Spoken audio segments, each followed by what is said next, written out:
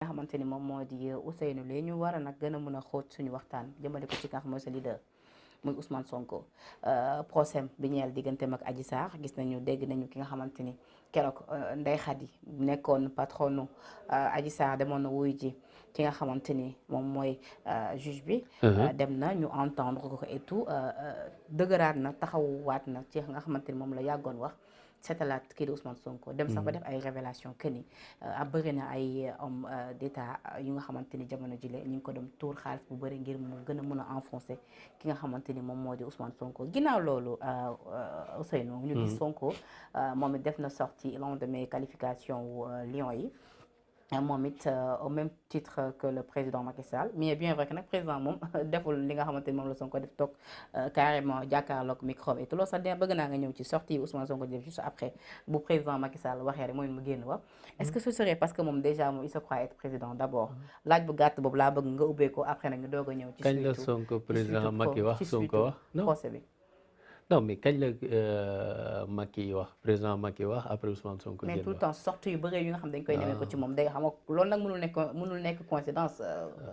président Macky génn na fi wax lu bari yoon te président Sonko waxul non mais daf fekk nit ku nekk sa heure wax bu jotee di nga génn wax loolu donc la et d'ailleurs même sa sortie n'était pas juste par rapport au Lions c'était autre chose parce que li mu def ci Lions yi mooy bi ñu qualifié donc bi ñu qualifié moom benn tweet la njëkk a def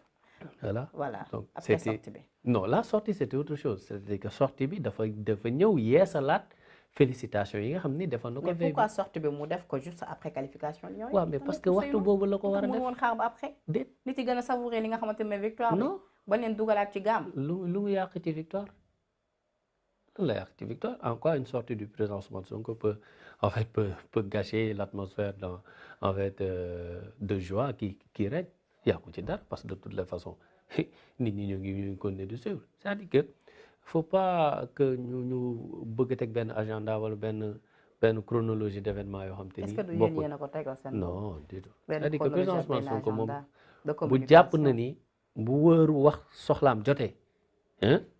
dina ko wax. est-ce que c'est à lui quand même de fixer son procès même su fekkee ne souhait la. non il fixe pas il a juste demandé il fixe pas.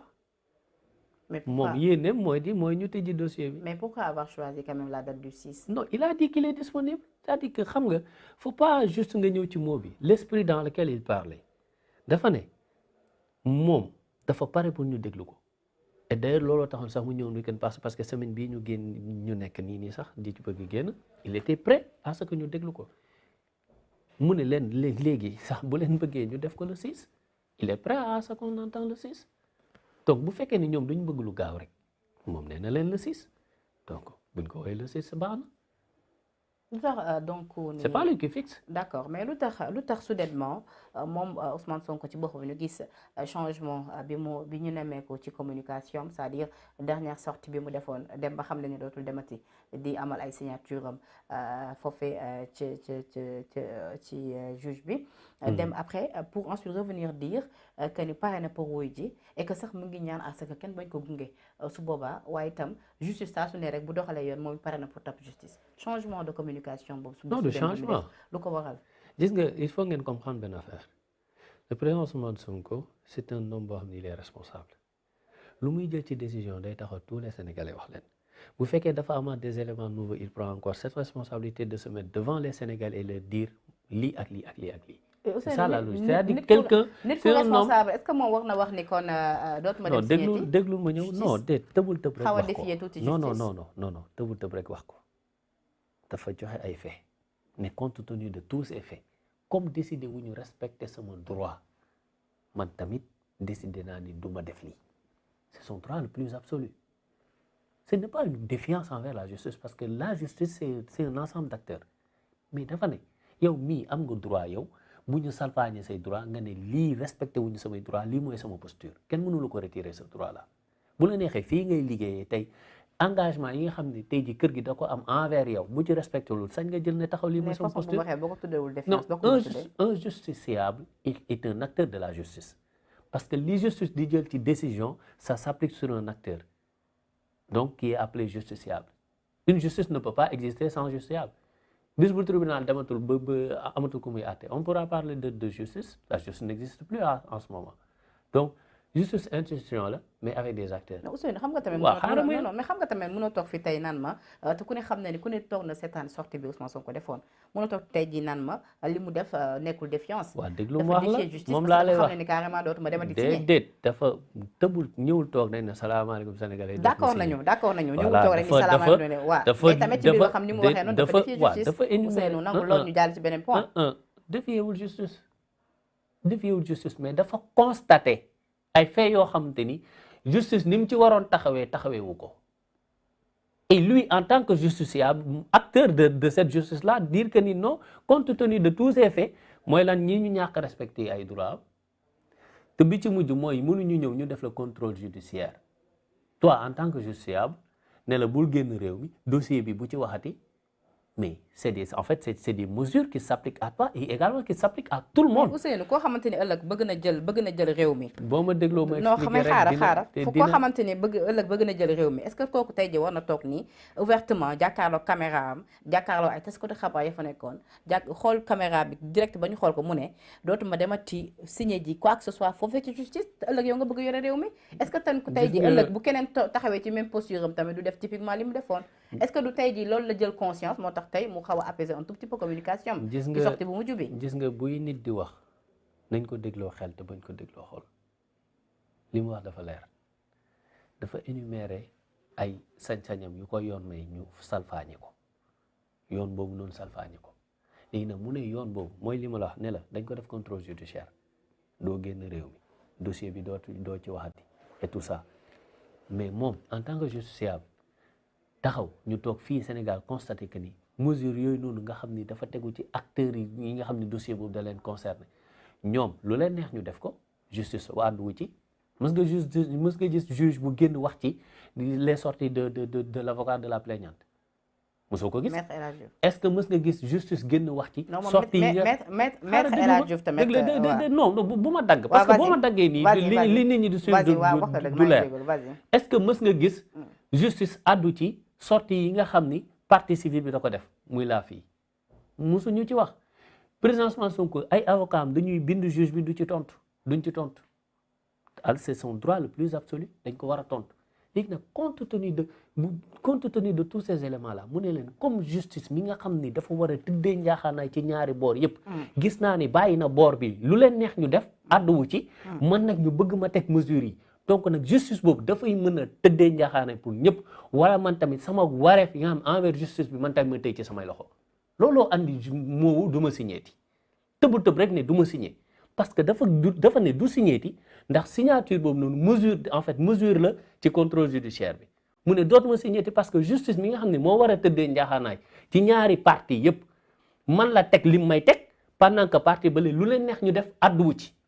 donc nag mu ne comme justice boobu noonu war a tëddee njaaxaanaay tëddeewul njaaxaanaay ci dossier bi man tamit la ma warloog justice boobu noonu man tamit dama ciy téye sama loxo. qu'est-ce qui a changé entre temps ci wàllu justice léegi ce qui a changé entre temps bëgg ñu accélérer yëf yi. Ce qui a changé entre temps mooy li mu doon bañ mooy dossier bi ñu jël ko di ko traîner ay at maanaam juge bi toog heure bu ko neex toog 5 ans parce que en fait c'est une matière en fait ñoom dañuy évoquer matière criminelle ndax viol dañ ko criminaliser woon te balaa ñu ko doon xam yàlla defoon ñu tegoon ko loxo. dinañ toog 5 ans 6 ans 7 ans dossier bi ba heure bu leen neex parce que juge boo waxee ñu ne la non bon c'est une matière criminelle on prend le temps d'enquêter et pendant ce temps matière criminelle lañ nekk mais le lieu du crime transformé nañ ko dégg nga justice addu ci addu wuñ ci di nga pend réew mi dañu nekk nit ñi di def li leen neex te yow citoyen ñu toog ne la non amoo sañ-sañu wax da ngay toog rek subir loolu moo war a dañ ci réew mi te dina dañ on va plus accepter ça justice ñun ñii ñooy def justice. nous avons mais nous les sénégalais. magistrats yi lii lañ fay fu mu jóge seen xaalis bopp la mission yi ñuy dem ak yeneen yëpp lépp lu ñu sant justice pour mu def ko comme nga koy def fu mu jóge seen xaalis bopp la xaalis Macky Sall xaalis Malick Sall la non il faut qu'on se respecte nag respecter gis nga institution bu bëggee ñu respecter ko day am taxawaay bi tax ñu respecter ko. wolof day wax naan ku bindoo ni tama ñu tëggee la ni moom on parle de matière criminelle alors que lieu du crime fii nii kër gi nga xam ne fa la yëpp xewee jënd nañ ko ba génne ka fa nekkoon transformé kër gi di ko tabax dégg nga justice addu ci addu wuñ ci te pourtant dafa bokk ci élément yi nga xam ni ci dossier bi la parce que dégg nga bu dara amee ñuy naan reconstitution des faits léegi foofu noonu tey la fa xew transformé gi ñu transformé kër gi nan nañ fa mën a defaatee reconstitution des faits mun duñ ko fa def te lii du crime la il faut qu'on soit sérieux. Est-ce que parce que jël nañ élément non ma ne il faut qu'on soit sérieux dans ce pays là dëgg réew mi ñu koy fay chaque jour ma wax ko yi nga dëgg réew mi ñu koy fowee jàmm du fa am nañu bàyyi di fooy dëgg ci réew mi moom nag étant citoyen en tant que justiciable bu jàppee ni ay àqam ak yellefam dañ ko salfaañe pendant ce temps bàyyi ñeneen ñi ñu nekk ci li leen neex am na sañ-sañu moom tamit li nga xam ne da ko war loolu gis mu taxu ni lii du ma ci am c'est une forme de protestation et de résistance léegi nag li mu doon bañ mooy ñu jël procès bi jëmale ko ay 10 ans moom dafa ne lii comme nañ kañ ministre bi kañ ministre de la justice dem na toog ci plateau télé ne dossier viol amatul kañ kon lan moo tax ñu yàggal dossier mu ne nañ ko déedéet ça n'a rien de législatif parce que y a rien non cas bi féetee boo amul à l'heure actuelle y a rien qui peut empêcher au président Ousmane Sonko de participer à des élections et d'ailleurs même on va pas accepter que dans ce pays am luy tax le président Ousmane Sonko ñu koy empêcher propos yi nga xamante ni moom la teniroon li tax mu ne dama lay ñëw ci li tax mu ne léegi day parce que il faut que nit ñuy seetaan mën a comprendre comme nag léegi dossier bi mu ngi bouger juge bi nangu maanaam dernier bind yi mu leen bind sax juge bi tontu na ci léegi dossier baa ngi bouger bi pas léegi juge bi tontu na ci alors que yeneen lettres yi amul woon benn tontu d'accord léegi mu ne comme nag dossier baa ngi bouger ñu ngi commencer entendre nit ñi et tout ça moom pare na ñu entendre ko léegi mu ne comme nag yoon léegi nangu na bàyyi xel ci samay àq ak sumay yelleef parce que ci àq ak yelleefu le président Ousmane Sonko ak tout justiciable daf ci bokk que ñu juger la dans les meilleurs délais dans les délais yi war c'est-à-dire que yoon mayul yoon wala ay nit ñu la war a atte ñu jël ko war la atte ci ñaari at dem ne dañ lay atte ci juróomi at donc loolu ci ay àqam ak yelleef ci la bokk donc mu ne nag comme nag justice dellu si waat na ci li ko war donc man tamit li ma warul justice dinaa ko def donc il revient sur la décision. D'accord. D'accord. Ci loolu propos yi nga xamante ni moom la tani woon ni dootul demati amal li nga xamante ni mooy signature am gis nañu. ak ñaan yu ko nit ñi woo tamit ñaan ko itam. dafa am ñu ko woo ñaan ko. Mais normal comme Melikan. non am na kilifa yu ko ñaan ko te itam comme moom dafa am kilifa. ñun bokkuñu ci leader politique yi nga xam ni amuñu kilifa ñun dañu am kilifa donc vraiment gars yi woo waxtaan ak moom te itam mu gis ni justice tamit def nay jéego. tamit en tant que justiciable acteur de la justice parce que le justiciable ma waxaat ko est un acteur de la justice parce que justice mënta exister bu justiciable amul donc moom tamit mu ko reconsidérer sa position. kon d'accord nga ni quand même dafa reconsidérer sa mais je t'ai donné changer li nga xamante ni mooy discours am mais non du question de discours le discours est le même il a donné juste les éléments yi nga xam ni mooy tax mu ne maa ne woon du ma def lii ndax lii ak lii ak lii léegi comme lii ak lii ak lii ak lii xew na donc man pare naa pour def sànga. d'accord ci loolee ba tey ngir mun a rester ci point boobu Ousseynou Ly moom Sonko ginnaaw ba mu tenere yooyu propos ni dootul demati amal signature am gis nañu keroog bi Sénégal qualifié bi match bi di waaj a am ñu véhiculer ay information ci internet bi rawatina yenn ci ñu bokk ci seen cellule de communication ni ñi ngi waaj a amal ab mandat pas ñu ne la communication de Pastef n'a pas véhiculé d'information. non dégg nañ ko ci kàddu ki nga xam mooy Sadikh Top bokk ci cellule de com bu Pastef. c'est Sadikh voilà donc xam nga li may wax kon am na parce que lépp ba tey non nee Sadikh cellule de com bi non la cellule de com de Pastef s'appelle secrétariat national à la communication. waaw ba tey rek Sadikh Top a ngi ci biir. waaw Sadikh est un membre. waaw d'accord ba tey doo ma teree wax sama laaj de ci loolu moom bokk ci ñi nga xamante ni parce que bëree na quand même moom mu bokk ci ñi nga xamante ni wax nañu ni am na mandat d'arrêt bu ñu préparé contre Ousmane Sonko objectif bi nag moo nekkoon que ni ñu daal di fexe jëli jikko ci jamono bi nga xam Sénégal mi ngi joué match bi parce que ñu bëri ñu ngi focus woon ci li nga xamante ni moom moo di match bi pour mun ko teg loxo ci nu mu gën a gaawee ngeen gaaw a alerté ngir opinion publique bi teel ko xam teel tamit peut-être engagé li nga xamante ni mooy combat su ko jaree est-ce que fan ngeen teg boobule information que ni dañu doon lancer mandat d'arrêt contre Ousmane Sonko. waaw comme étant donné que Sadikh a ko wax. donc j'aurais bien aimé moom bu ñëwee émission. xam nga man la yoo xaar ma wax xamante nañ te commencé nga say roube yi. non mais da nga may déglu. xam nga la communication officielle et j'en profite pour le dire La communication officielle du parti est portée par le secrétariat national à la communication. On peut être des acteurs, mais que li ngay wax mën na bañ a engager le SNCOM. Je parle de façon globale. xaaral ma ñëw xaaral. non si man Ousseynou mën naa génn wax loo xam te ni parti bi wax la wuma ko. en fait waxuma pour le cas damay wax de façon globale quoi, généraliser pour ñu comprendre que ni itam y a des nuances à faire. parti bi bu war a jotee pour mu war a communiquer ci entité maanaam SNCOM a koy porté ak ki mu désigné comme par exemple tey jii ñëw naa fii parce que SNCOM moo ma désigné ma ñëw fi pour porter la parole du parti. bis bu ma fi ñëwee te SNCOM yabalu ma maanaam bu ma fi ñëwee lu ma fi wax man la engagé wul parti bi. D'accord. Tu vois. D'accord. Donc mais xibaar yooyu ñun niñ ko gisee gis nañ ko comme tout le monde mais li ma ci mën a wax daal moo di dañu sekk ak ñoo xam te ne dañoo saay-saay waaw dañoo saay-saay te loo ne sañu ñu ko sañ nañ ko waaye heureusement nag ba li am doon na am wala amut itam liñ ci mën a constater mooy taxawaayu militants yi daal am na lu mu joué militants yi seen taxawaay. balaa ñuy ñëw ci taxawaayu militants yi da nga wax lu am solo nga ni donte ni yéen ñëpp ay membre ngeen ci biir cellule de com bu Pastef. terewul benn membre bu nekk mun na wax lu nga xamante ni moom la engagé. ma jàpp ni man bu nit demee ba wax parce que tamit loolu ñu wax du lu ndaw boo demee ba fësal kàddu ni moom président Ousmane Sonko ñu ngi ko doon waaj a lancé mandat d'arrêt contre moom ngir mun koo dem fekk ji fa mu nekk jël ko yóbbu ko. je pense que ni loolu du xibaar bu ndaw loolu du lu nga xamante ni nit yi war nañ koo jël à la légère parce que non si laisse-moi finir ma question loolu du li nga xamante nit mun nañ ko jël à la est-ce que tamit jàppoo ni kon tey jii bu fekkoon ne information boobu c'était vérifié comme ni ngeen ko waxee ngeen am ci preuve yu dëgër yu tangible que ni vraiment li ngeen di wax ni am na est-ce que kon boobaa du seen secrétaire national de communication moom moo ci waroon communiquer. waaw léegi et non pas benn membre. moo tax ma ne et c'est-à-dire que en fait li ma gis. Il n'a pas publié l'info. Il a juste partagé ay images demandant. Non, c'est-à-dire par là, def na ci live sur Jotna TV. Def na ci live pour expliquer. Mais c'est-à-dire n'a pas partagé l'information disant que on arrête le président Ousmane Sonko. Non, c'est-à-dire ne l'a pas fait. On est dans la communication. Non, c'est-à-dire dafa ni li mu wax xaaral dafa def live après. Dafa def live ni ñi ngi doon waajal.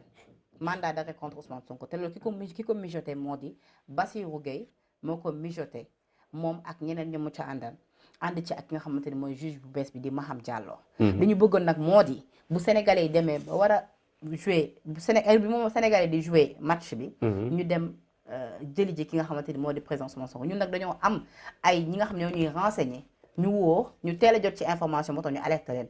maintenant quand ils ont su que ni ñun yëg nañu information ci lañ bàyyi mbir bi ci suuf. c'est-à-dire lii la wax est-ce que kon tey jii yi propos yu ni toll information bu amee nii importance bu fekkee ni c'est réellement vérifié comme ni nga ko waxee ak am ngeen ay sources yu solides est-ce que kon tey jii cellule de com bi waruñu ci woon def communication. non xam nga tout dépend ci ñun suñu cuisine interne on va pas mettre ça ici mais li wér te wóor daal li ma ci mën a wax. moo di ñi ñu sekkal dañoo saay-saay te seen mbébétu démb mooy seen mbébétu tey. mooy nan la ñu mën a def ci àddina ba teg loxo Ousmane Sonko parce que teg loxo Ousmane Sonko ñaar moo lañ ciy mën a am mooy fexe tegal ko dossier boo xam te ni ëllëg bu ci génnee itam dootu mën a bokk ci ay élection wala itam buñ ko tegee loxo amaana mën na nekk ci wàllu wér-gu-yaramam ñu def ci loo xamante ni itam président Sonko bu génnee dootu amati njëriñ c'est possible donc comme nag ñiñ ko sekkal buñ leen miimal dara. duñ leen miimal dara donc lu possible la. sama question bi ngay esquiver laa xamul pour lan seen initiative. sama question bi ngay esquiver depuis sànq ba tey laa xamul pour lan di nga ci tontu sama laaj bi yoo xam nga di nga ci tontu. non mais nan laa esquiver non est-ce que kon yéen problème amul si seen biir yéen ñi nekk ci biir cellule de com bi ba ñàkk déggoo am fa. kii di wax lii kii ni man yëguma ko woon kii. en tant que ba léegi kenn waxul yëgu ko woon de man waxum ba léegi non non. parce que yaa ngi naan moom benn membre yi moom moo ko wax. waaw non déet dama and déet benn dafa ñuy dégloonte dama andi nuance dama ne. de façon globale waxuma ci cas bi de façon globale laa la wax et ça je le dis à l'endroit de peut-être même de pas de forcément pas pour toi mais à l'endroit de tout le monde que organisation Pastef dafa am nu muy doxee donc la communication officielle du parti est portée par le secrétariat national de la communication nuance boobu laa ci def maintenant leneen li xam naa ni c'est-à-dire moom la concerné ci jëmmi boppam moom bu fi toogoon ci la ci doon gën a mën a àddu moo tax dès le début ma ne la comme moom moo ci defoon sortie je trouve que il est plus en mesure d'y revenir en détail mais par contre man li ma xam laay wax dama ne ñu sekkal dañ saay-saay doo leen miimal dara du ma leen miimal dara ci lépp loo xam te ni dafay jëm ci luy teg loxo le président Ousmane Sonko duñ ci jug. nga defoon am nañ fit boobu jamono ji ak gis doole bi ngeen àndal. non duñ ci jug parce que ñoom dans leur tête xam nga ki nga xam ni day jot fiche de renseignement. nga defoon kon ñoom ñeme nañoo lancer mandat d'arrêt contre moom comme ça nii vite fait. la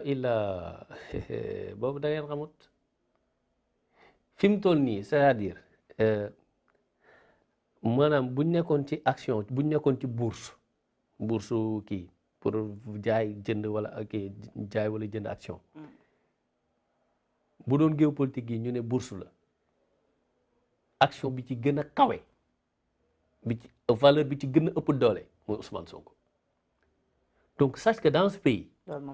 tous les agendas tous les programmes se concoctent autour de l'action là en fait la valeur avec la plus forte valeur ajoutée c'est-à-dire que agenda au palais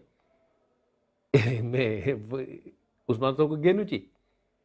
donc moo tax ma ne du ñu mës a bàyyi. mënu cee génn nag parce que. waaw mënu cee génn parce que ñoom dans leur tête ils savent que Ousmane Sonko est l'homme à abattre à tout prix même mu dul sax wàllu politique képp ku bokk ci ñoom ku ci nekkoon en disgrâce pour nga ñëwaat sax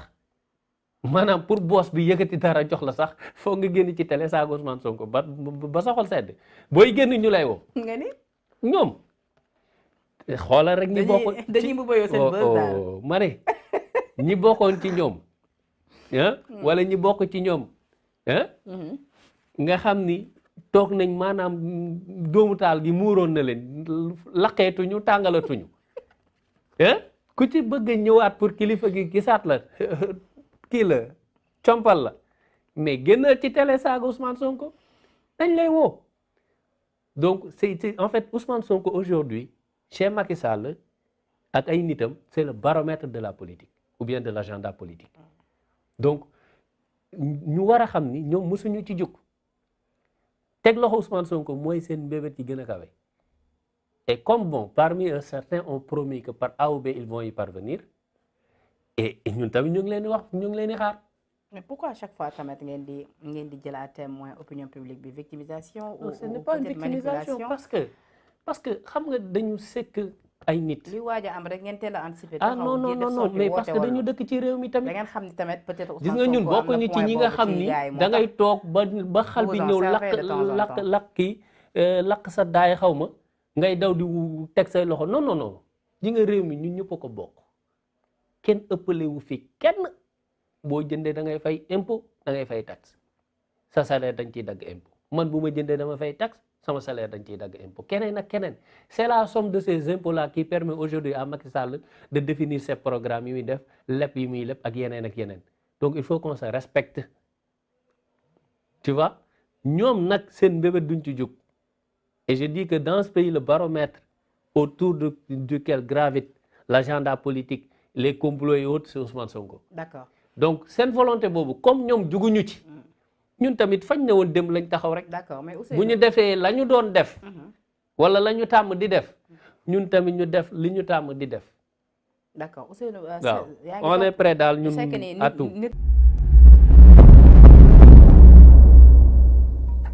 cheetetetet mais yow sawaay yow fu ñu la fekk yaa ngi ci kanamu ordinateur bi wala sa kanamu tablette ba sa téléphone portable lu xew mais damay lire ay information waaw xoolal boo bëgg am ay information yu leer nañ et en temps réel duggal ci www.senegal7.com ay information yu wóor man de maa ngi application Sénégal 7 lépp lu xew dama koy jot ci sama téléphone ci tàng bi te nag application Sénégal 7 am ko yomb na da ngay dugg ci Play Store wala Apple Store nga télécharger ko rek xam li xew ci réew mi ak la xew ci bitim réew te nag dara du la ci umpu. Vous voulez des informations en temps réel? Cliquez sur www.senegal7.com. Sénégal 7, le roi de l'information en temps réel.